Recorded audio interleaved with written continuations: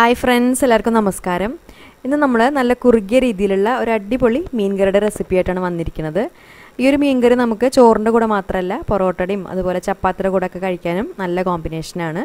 അതുപോലെ ഈ ഒരു റെസിപ്പി നമുക്ക് നമ്മൾ സാധാരണ ഉണ്ടാക്കുന്ന മീൻകറിയുടെ ടേസ്റ്റിനേക്കാളും കുറച്ച് ഡിഫറെൻ്റ് ആയിട്ടുള്ള രീതിയിൽ ചെയ്യാൻ പറ്റുന്ന ഒരു റെസിപ്പിയാണ്. നല്ല ടേസ്റ്റാണ് കഴിക്കാൻ. അപ്പോൾ നമുക്ക് ഇതെങ്ങനെ ചെയ്യാൻ നോക്കാം. ഈ ഒരു മീൻകറിക്ക് വേണ്ടിയിട്ട് ഐക്കുറ അല്ലെങ്കിൽ കിങ്ഫിഷ് എന്ന് പറഞ്ഞിട്ടുള്ള മീനാണ് എടുത്തിട്ടുള്ളത്. ഇത് ഏകദേശം ഒരു 400 ഗ്രാം വരും. നന്നായിട്ട് ക്ലീൻ ചെയ്തതിന് ശേഷം ഇതുപോലെ ചെറിയ പീസസ് ആയിട്ട് കട്ട് ചെയ്തെടുത്തിരിക്കുകയാണ്. ഇത് നമുക്ക് വേണമെങ്കിൽ വലിയ വലിയ സ്ലൈസസ് ആയിട്ടും എടുക്കാം. പക്ഷേ നമ്മളിത് കറി വയ്ക്കുമ്പോൾ കഷ്ണങ്ങളിലൊക്കെ ആ മസാല നന്നായിട്ട് പെട്ടെന്ന് പിടിച്ച് കിട്ടാൻ നല്ലത് ഇതുപോലെ നമ്മൾ ചെറിയ ചെറിയ പീസായിട്ട് എടുക്കുമ്പോഴാണ്. ഇനി നമുക്ക് ഈ മീനൊന്ന് മാരിനേറ്റ് ചെയ്തെടുക്കണം. അപ്പോൾ അതിന് വേണ്ടിയിട്ട് ഇതിലേക്ക് ഒരു 1/4 ടീസ്പൂൺ മഞ്ഞൾപ്പൊടി, 1 ടീസ്പൂൺ സാധാരണ എരിവുള്ള മുളക് പൊടി, പിന്നെ കുറച്ച് ഉപ്പും ചേർത്ത് കൊടുക്കാം. എന്നിട്ട് ആ മഞ്ഞൾപ്പൊടിയും മുളക് പൊടിയും ഉപ്പും മീൻ കഷ്ണങ്ങളിലെ എല്ലാ ഭാഗത്തും നന്നായിട്ട് ആവുന്ന രീതിയിലൊന്ന് മിക്സ് ചെയ്തെടുക്കുക. ഇനി ഈ മീൻ നമ്മൾ ഫ്രൈ ചെയ്തെടുക്കുകയാണ് വേണ്ടത്. അപ്പോൾ സമയം ഉണ്ടെങ്കിൽ ഒരു 10-15 മിനിറ്റ് വരെ ഒന്ന് റെസ്റ്റ് ചെയ്തതിന് ശേഷം ഫ്രൈ ചെയ്തെടുത്താലും മതി. അപ്പോൾ ഇനി ഫ്രൈ ചെയ്യാൻ വേണ്ടിയിട്ട് ഒരു പാൻ അടുപ്പത്ത് വയ്ക്കാം. ഇതിലേക്ക് നമുക്ക് കുറച്ച് വെളിച്ചെണ്ണ ഒഴിച്ചു കൊടുക്കാം. മീൻ നമുക്ക് ജസ്റ്റ് ഒന്ന് ഷാലോ ഫ്രൈ ചെയ്തെടുക്കുകയാണ് വേണ്ടു. അപ്പോൾ വളരെ കുറച്ച് എണ്ണ മാത്രം ഒഴിച്ചു കൊടുത്താൽ മതി. പിന്നെ ഈ ഒരു മീൻ കറിക്ക് വേണ്ടിയിട്ട് നമ്മൾ വെളിച്ചെണ്ണ എടുക്കുന്നതാവും കൂടുതൽ നല്ലത്. അപ്പോൾ നല്ല ടേസ്റ്റ് ഉണ്ടാവുക. ഇതിനി നമ്മൾ ഒരു ലോ ടു മീഡിയം ഫ്ലെയിമിൽ വെച്ചിട്ട് വറുത്തെടുക്കുക. വറുക്കുക എന്ന് പറയുമ്പോൾ ഒരുപാട് അങ്ങോട്ട് മൊരിയിച്ചെടുക്കൊന്നും വേണ്ട. അല്ലാതെ മൊരിഞ്ഞു പോയാൽ നമ്മൾ കറി വയ്ക്കുമ്പോൾ കഷ്ണങ്ങളിലൊക്കെ മസാല പിടിക്കാൻ കുറച്ച് ബുദ്ധിമുട്ടാകും. അപ്പോൾ രണ്ട് സൈഡും ജസ്റ്റ് ഒന്ന് അങ്ങോട്ട് ഫ്രൈ ആയി കിട്ടിയാൽ മാത്രം മതി. അപ്പോൾ ഒരു 2-3 മിനിറ്റിൻ്റെ ഉള്ളിൽ ഒരു സൈഡ് റെഡി ആയി കിട്ടും. അപ്പോൾ തിരിച്ചിട്ട് കൊടുക്കുക. എന്നിട്ട് മറ്റേ സൈഡ് ഇതുപോലെ തന്നെ ഫ്രൈ ചെയ്തെടുക്കുക. ഈ മീൻ നമുക്ക് ഒരു 2 ബാച്ചായിട്ട് അതുപോലെ വറുത്തെടുക്കാം. ഇനി മീൻ കറി വെക്കാൻ വേണ്ടിയിട്ട് മൺചട്ടിയാണ് എടുത്തിരിക്കുന്നത്. അപ്പോൾ അതിലേക്ക് ആദ്യം നമുക്ക് ഒരു 15 ചെറിയ ഉള്ളി ഇതുപോലെ നീളത്തിൽ സ്ലൈസസ് ആക്കി എടുത്തിട്ടുണ്ട്. അത് ചേർത്ത് കൊടുക്കാം. പിന്നെ ഒരു ചെറിയ കഷ്ണം ഇഞ്ചി നീളത്തിലരിഞ്ഞത്, അതുപോലെ തന്നെ ഒരു 6-7 വെളുത്തുള്ളി നീളത്തിലരിഞ്ഞത്, പിന്നെ ഒരു 3-4 പച്ചമുളക് നീളത്തിലരിഞ്ഞത്, പിന്നെ കുറച്ച് കറിവേപ്പില, പിന്നെ ഒരു മീഡിയം വലുപ്പത്തിലുള്ള തക്കാളി ഇതുപോലെ കഷ്ണങ്ങളാക്കിയത്, പിന്നെ ഒരു 1/4 ടീസ്പൂൺ മഞ്ഞൾപ്പൊടി. മഞ്ഞൾപ്പൊടി നമ്മൾ 1/4 ടീസ്പൂൺ ആദ്യം മീൻ ഫ്രൈ ചെയ്യുമ്പോഴും ചേർത്ത് കൊടുത്തിട്ടുണ്ട്. അപ്പോൾ ഒരു 1/4 ടീസ്പൂൺ തന്നെ മതിയാവും.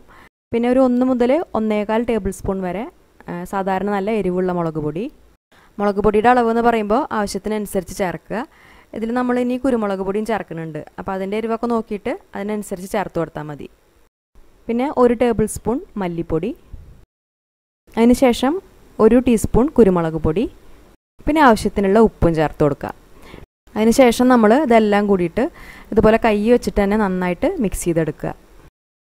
ആ ഉള്ളിയുടെയും വെളുത്തുള്ളിയുടെയും ഇഞ്ചിയുടെയും പച്ചമുളകിൻ്റെ എല്ലാത്തിൻ്റെയും ഫ്ലേവർ നന്നായിട്ട് കിട്ടണം. അപ്പോൾ ആ രീതിയിൽ ഇതുപോലെ നന്നായിട്ടൊന്ന് ഞരടിയെടുക്കുക. പിന്നെ ഇനി ഈ സമയത്ത് നമുക്ക് ഇതിലേക്ക് വേണമെങ്കിൽ 1 ടീസ്പൂൺ വെളിച്ചെണ്ണയും കൂടിയും ചേർത്തിട്ട് നന്നായിട്ടൊന്ന് മിക്സ് ചെയ്തെടുക്കാം. അതിനുശേഷം ഇതിലേക്ക് മീൻ കറിയിലേക്ക് ആവശ്യമായിട്ടുള്ള പുളി ചേർത്ത് കൊടുക്കാം.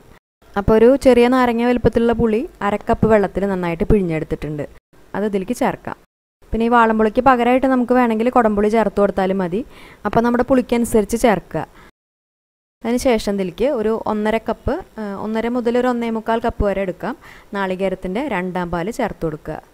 എന്നിട്ട് നന്നായിട്ടൊന്ന് മിക്സ് ചെയ്തെടുക്കുക. ഈ സമയത്ത് ഇതിൽ ഉപ്പൊക്കെ നോക്കിയിട്ട് പോരാ തോന്നുകയാണെങ്കിൽ ചേർത്ത് കൊടുക്കുക. ഉപ്പ് നമ്മൾ നേരത്തെ ചേർത്ത് കൂടാതെ ഓൾറെഡി മീൻ വറുത്തതിലും ചേർത്തിട്ടുണ്ട്. അപ്പോൾ അതൊക്കെ നോക്കിയിട്ട് ആവശ്യത്തിന് ചേർത്താൽ മതി. ഇനി ഇത് നമ്മൾ നന്നായിട്ട് തിളപ്പിച്ചെടുക്കണം. നന്നായി തിളച്ച് എല്ലാം ഒന്ന് യോജിച്ച് വന്നാൽ നേരത്തെ നമ്മൾ ഫ്രൈ ചെയ്ത് വെച്ചിട്ടുള്ള മീനിൻ്റെ കഷ്ണങ്ങൾ ഓരോന്നായിട്ട് ഇതിലേക്ക് ചേർക്കുക. അതിനുശേഷം ചട്ടി ഇതുപോലെ ഒന്ന് ചുറ്റിച്ചെടുക്കുക. ഇതിൽ നമ്മൾ സ്പൂൺ വെച്ചിട്ടൊന്നും ഇളക്കരുത്. അപ്പോൾ അങ്ങനെയാകുമ്പോൾ കഷ്ണങ്ങളൊക്കെ പൊടിഞ്ഞു പോവും. ഇടയ്ക്ക് ഇതുപോലെ ചട്ടി ഒന്ന് ചുറ്റിച്ചു കൊടുത്താൽ മതി. എന്നിട്ടൊരു മീഡിയം ഫ്ലെയിമിൽ ഇതൊരു 10 മിനിറ്റ് നന്നായിട്ട് തിളപ്പിച്ചെടുക്കുക. ഇതിൽ മീൻ ഓൾറെഡി പകുതി കുക്കായതാണ്. പിന്നെ ഒരുപാട് സമയം നമ്മൾ തിളപ്പിക്കേണ്ട ആവശ്യമില്ല. ഇതിലാ എരിവും പുളിയൊക്കെ മീനിൽ നന്നായിട്ടൊന്ന് പിടിച്ച് കിട്ടണം. അപ്പോൾ അതിന് വേണ്ടിയിട്ട് ഒരു 10 മിനിറ്റ് തിളപ്പിക്കാം. എന്നിട്ട് ഇടയ്ക്ക് ഇതുപോലെ ഒന്ന് ചുറ്റിച്ചു കൊടുക്കുക. ഇനി ഇത് നന്നായി തിളച്ച് നല്ലൊരു പാകമായി വരുന്ന സമയം കൊണ്ട് നമുക്കിതിൽ ചേർക്കാൻ വേണ്ടിയിട്ട് ഒരു മസാല പൊടിച്ചെടുക്കണം. ആ ഒരു മസാല നമ്മളിതിൽ ചേർക്കുമ്പോഴാണ് ഈ മീൻകറി ഒരു സ്പെഷ്യൽ മീൻകറിയായിട്ട് മാറുക. അപ്പോൾ അതിന് വേണ്ടിയിട്ട് നമ്മൾ ഒരു പാൻ അടുപ്പത്ത് വെച്ചിട്ട് ഇതിലേക്ക് ആദ്യം ഒരു നുള്ള് മല്ലി ചേർത്ത് കൊടുക്കുക. ഒരു നുള്ള് എന്ന് പറയുമ്പോൾ ഒരു 10-12 മല്ലി ചേർത്ത് കൊടുത്താൽ മതിയാവും.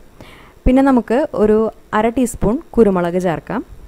പിന്നെ ഒരു 1/4 ടീസ്പൂൺ നല്ല ജീരകം, അതായത് ക്യുമിൻ സീഡ്സ് ചേർത്ത് കൊടുക്കുക. എന്നിട്ടിത് മൂന്നും നന്നായിട്ട് ചൂടാക്കിയെടുക്കുക. ഈ ഒരു മീൻകറിയുടെ റെസിപ്പി എന്ന് പറയുമ്പോൾ ഞങ്ങളുടെ ചേച്ചി തന്നിട്ടുള്ള റെസിപ്പിയാണ്, അതായത് ഹസ്ബൻഡിൻ്റെ ചേച്ചി പറഞ്ഞു തന്നിട്ടുള്ള റെസിപ്പിയാണ്. ഞാൻ ഉണ്ടാക്കി നോക്കിയപ്പോൾ നല്ല ടേസ്റ്റ് ആയിരുന്നു. സാധാരണ നമ്മൾ കഴിക്കുന്ന മീൻകറിയേക്കാളും ഒക്കെ കുറച്ച് ഡിഫറെൻ്റ് ആയിട്ട് തോന്നി. അതുകൊണ്ട് നിങ്ങൾക്കും കൂടി ഒന്ന് ഷെയർ ചെയ്യാമെന്ന് വിചാരിച്ചു. പിന്നെ ഈ ഒരു മസാല നമ്മൾ ഇതുപോലെ ഫ്രഷ് ആയിട്ട് തന്നെ വറുത്ത് പൊടിച്ചിട്ട് വേണം ചേർക്കാൻ. ഇത് വറുക്കുന്നതിന് പകരമായിട്ട് ഇതിൻ്റെയൊക്കെ പൊടികൾ ചേർത്ത് കൊടുത്താലൊന്നും അത്ര നന്നാവില്ല. ഇതുപോലെ ഫ്രഷായിട്ട് വറുത്ത് പൊടിച്ചിട്ട് ചേർക്കുമ്പോഴാണ് മീൻകറിക്ക് പെർഫെക്റ്റ് ആയിട്ടുള്ള ടേസ്റ്റ് വരിക. ഇപ്പോൾ അത് നമ്മൾ നന്നായിട്ട് മൂപ്പിച്ചെടുത്തിട്ടുണ്ട്. ഇനി ഇത് നന്നായിട്ട് പൊടിച്ചെടുക്കുക. പൊടിച്ചെടുക്കുക എന്ന് പറയുമ്പോൾ ഒരുപാട് അങ്ങോട്ട് ഫൈനായിട്ട് പൊടിക്കണമെന്നൊന്നുമില്ല, തരിതരിപ്പായിട്ട് പൊടിച്ചെടുത്താലും മതി. ഈ സമയം കൊണ്ട് നമ്മുടെ മീൻകറി നന്നായി തിളച്ച് നല്ലൊരു പാകമായിട്ട് വന്നിട്ടുണ്ട്. ഇനി ഇതിലേക്കൊരു 3/4 കപ്പ് കട്ടിയുള്ള നാളികേരപ്പാൽ ചേർത്ത് കൊടുക്കാം. അതായത് നാളികേരത്തിൻ്റെ 1/4 പാൽ ചേർത്ത് കൊടുക്കുക. എന്നിട്ട് നമ്മൾ പെട്ടെന്ന് തന്നെ ഫ്ലെയിം ഓഫ് ചെയ്യണം. 1/4 പാൽ ചേർത്ത് കൊടുത്തു കഴിഞ്ഞാൽ പിന്നെ നമ്മൾ തിളപ്പിക്കേണ്ട ആവശ്യമില്ല. ഈ പാൽ ജസ്റ്റ് ഒന്ന് ചൂടായി കിട്ടിയാൽ മാത്രം മതി. നന്നായിട്ട് തിളച്ച് കഴിഞ്ഞാൽ നാളികേരപ്പാൽ പിരിഞ്ഞു പോവും. അപ്പോൾ ആ ചട്ടിയുടെ ചൂടിൽ തന്നെ ഇരുന്നിട്ട് പാൽ ചൂടായിക്കോളും. എന്നിട്ട് നമ്മൾ നേരത്തെ വറുത്ത് പൊടിച്ച് വെച്ചിട്ടുള്ള ആ മസാല ചേർത്ത് കൊടുക്കുക.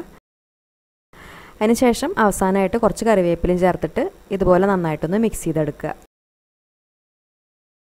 എന്നിട്ട് വീണ്ടും ഒരു പാൻ അടുപ്പത്ത് വെച്ചിട്ട് കുറച്ച് വെളിച്ചെണ്ണ ചൂടാക്കിയെടുക്കുക. ഇതിലേക്കൊരു 5-6 ചെറിയ ഉള്ളി ചെറുതായി അരിഞ്ഞത് ചേർത്ത് കൊടുക്കുക. എന്നിട്ട് നന്നായിട്ടൊന്ന് മൂപ്പിച്ചെടുക്കുക.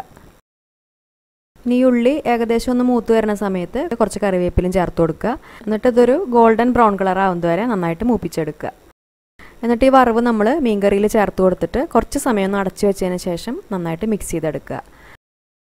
ഇപ്പം നല്ല സൂപ്പർ ടേസ്റ്റി ആയിട്ടുള്ള മീൻകറി റെഡി ആയിട്ടുണ്ട്. പിന്നെ ഈ ഒരു കറി നമ്മൾ ഇതുപോലുള്ള വലിയ ടൈപ്പ് മീൻ വെച്ചിട്ട് ചെയ്യുമ്പോഴാണ് കേട്ടോ കൂടുതൽ ടേസ്റ്റ്.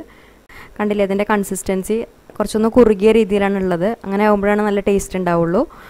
പിന്നെ മീൻകറി നമ്മൾ എപ്പോഴും പറയുന്നത് പോലെ തന്നെ ഉണ്ടാക്കിയതിന് ശേഷം ഒരു 3-4 മണിക്കൂറൊക്കെ കഴിഞ്ഞിട്ട് കഴിക്കുമ്പോഴാണ് അതിൻ്റെ കറക്റ്റായിട്ടുള്ള ടേസ്റ്റ് അറിയാൻ പറ്റുള്ളൂ. ഈ ഒരു കറി നമുക്ക് ചോറിൻ്റെ കൂടെയും അതുപോലെ തന്നെ പൊറോട്ടയുടെയും ചപ്പാത്തിയുടെ ഒക്കെ കൂടെ കഴിക്കാനും നല്ല ടേസ്റ്റാണ്. അപ്പോൾ എല്ലാവരും ഉണ്ടാക്കി നോക്കുക. ഉണ്ടാക്കുന്ന സമയത്ത് അഭിപ്രായങ്ങളൊക്കെ അറിയിക്കുക. പിന്നെ ഈ വീഡിയോ നിങ്ങൾക്ക് ഇഷ്ടപ്പെട്ടാൽ ലൈക്ക് ചെയ്യുക, ഷെയർ ചെയ്യുക. അതുപോലെ ചാനൽ സബ്സ്ക്രൈബ് ചെയ്യാത്തവർ മറക്കാതെ ഒന്ന് സബ്സ്ക്രൈബ് ചെയ്ത് സപ്പോർട്ട് ചെയ്യുക. അപ്പോൾ ഇനി നല്ലൊരു ഈസി റെസിപ്പി ആയിട്ട് വീണ്ടും വരാം. താങ്ക്